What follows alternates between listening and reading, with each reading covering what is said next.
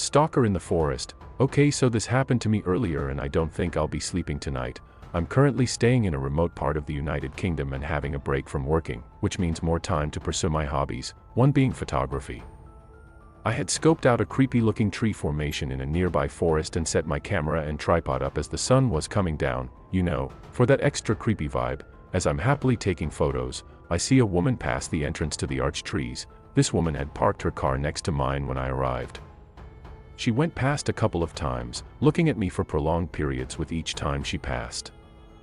I assume she wants to come up this path but sees that I'm taking photos, so decides to walk elsewhere.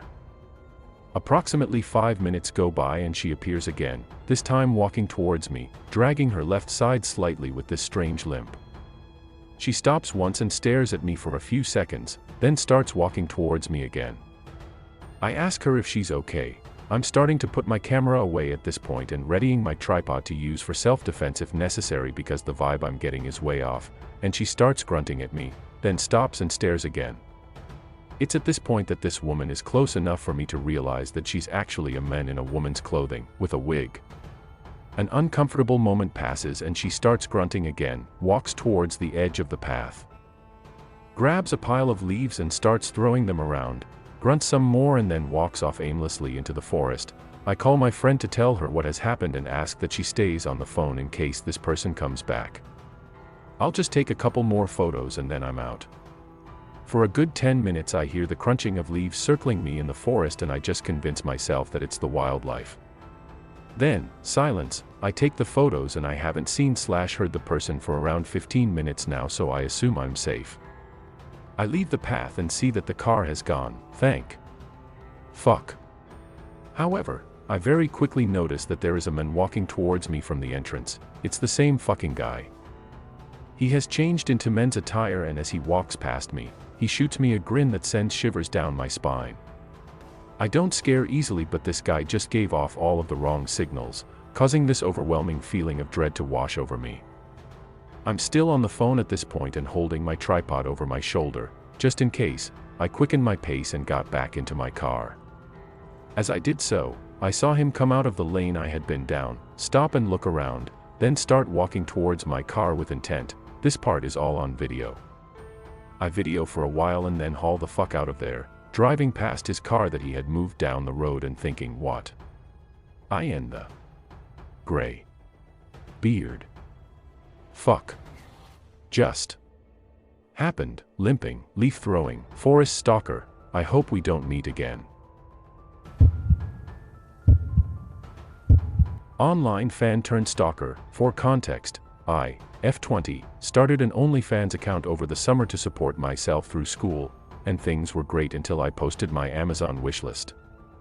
Amazon doesn't release your address to people who gift you items, but third-party sellers can, and that's where I went wrong. By the way, not trying to promote it here.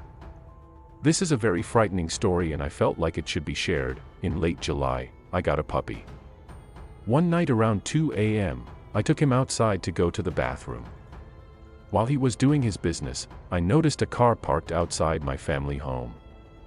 I saw a figure in the car, and could tell they were looking at me, but I couldn't make out their face because it was pitch black outside.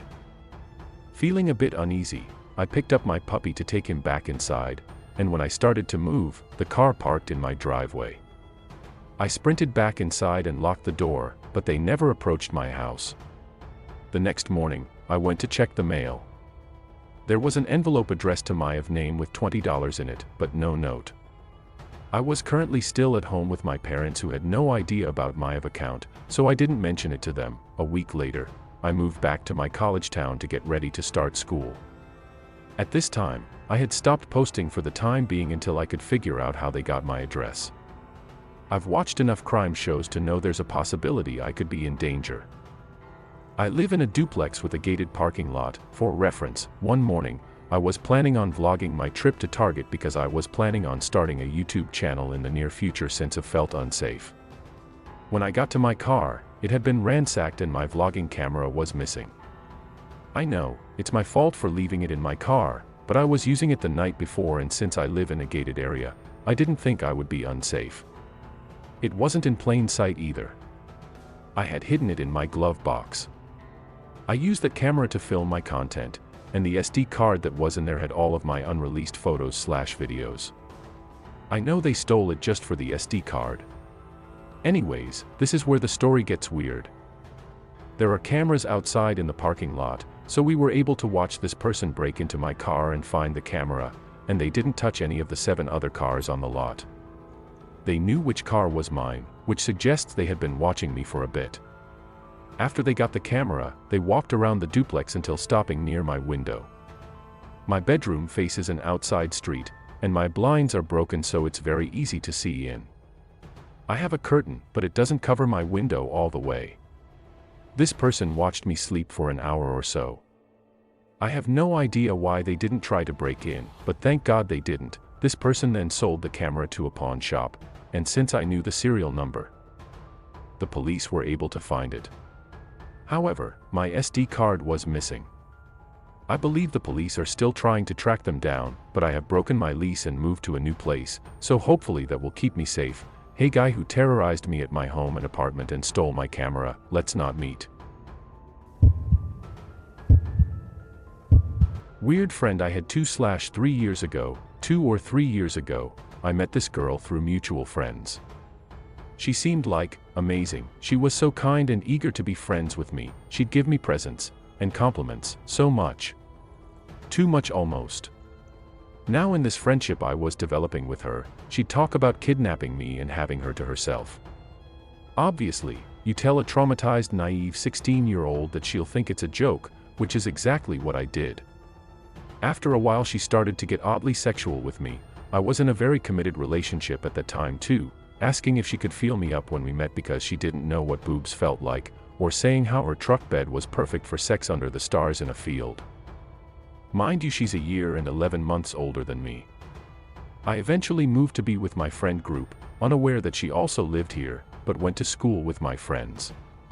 We were all friends with her, and they all have their sides of what happened that I won't recount, as it's their story to tell. Once I moved here, she'd try and come see me every day, even after she turned 18 and I was 16, almost 17.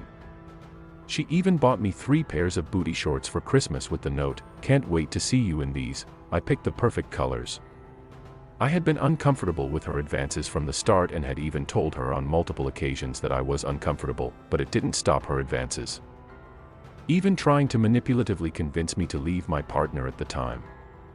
Once I started to pull away emotionally from her, she chewed me out, threatening to kill herself or shoot up her school if I didn't want to be friends with her. Once New Year's rolled around, and I couldn't handle the constant, at this point, harassment I was getting from her, I finally told my friends what was happening with her. They told me I was actively being groomed. The gifts, the compliments, the unwavering obsession with me.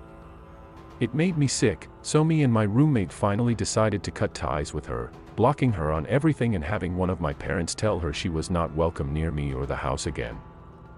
She was pissed. She started to drive by my house or near my street almost every day after she got out of school, even at one point deciding to do a burnout very loudly at my friend's house because she knew I was at their house. She would ask my friends about me and ask if I'd done ignoring her. Once she found out I got told I was groomed by her, everything switched. She hated me, said I ruined her life, led her on, forced her to smoke weed. She even started saying I sent her nudes and started to sexually flirt with her first. All of those not true in any way. She was telling these and so many other things about me to complete strangers at her school too. She was so mad at me, even on my 17th birthday tweeting that she wished I'd just die already.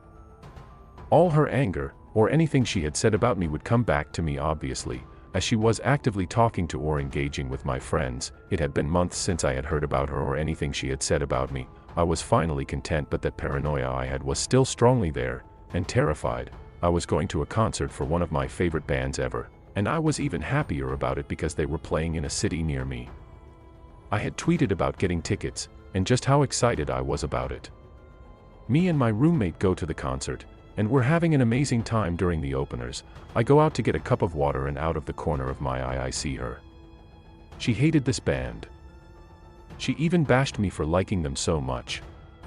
Knowing that, I brushed my worry off and went back into the concert venue. Once the openers left and the band started played, me and my roommate were having such a good time.